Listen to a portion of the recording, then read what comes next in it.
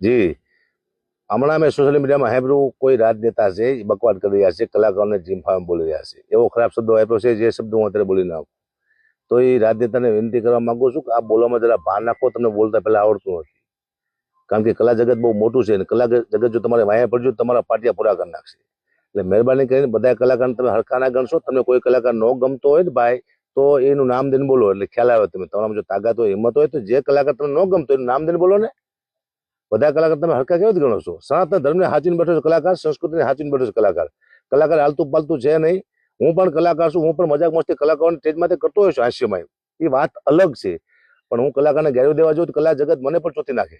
તો આપણે વિનંતી કે બોલવામાં ધ્યાન રાખો. કારણ કે હું 30મા પ્રોગ્રામ બંધ કરવાનો હકાબા ગઢવી એક જાહેરાત કરી છે. 30મા પ્રોગ્રામ બંધ કરી દેવાનો. શું લેવા? તમારા જેવા લોકોના હિસાબે કે તમે બકવાદ કરશો અમારે સહન થાય છે નહીં, એ કરતા પ્રોગ્રામ બંધ કરી દેવા હારા. એમ જો કલા જગત કલામાંથી નિવૃત્તિ લે છે ને બાય, તો સંસ્કૃતિનું સત્યાનાશ થઈ જાય છે. સંસ્કૃતિને હાજીને બેઠો છે કલાકાર, એટલે બોલવામાં ધ્યાન રાખો. કલાકાર લૂંટી લે છે, આવો શબ્દો પણ તમે રાખ્યો છે. કલાકાર શું તમે છરીયું મારવા આવ્યા છે? તમારા પાસે પૈસા પડાવીને લઈ ગયા છે, તમને ગેરદીન પૈસા તમારા પાસે લઈ જાય છે. કલાકાર તમે બોલાવો એટલે કલાકાર આવે તમારી ત્યાં, તમે પૈસા આપ્યા હોય તમારું સારું બોલે.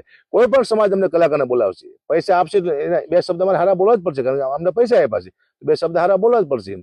તમે આપો પૈસા, અમે તમારું સારું બોલશું. કારણ કે તમારે 1 રૂપિયા દેવો નથી ભાઈ.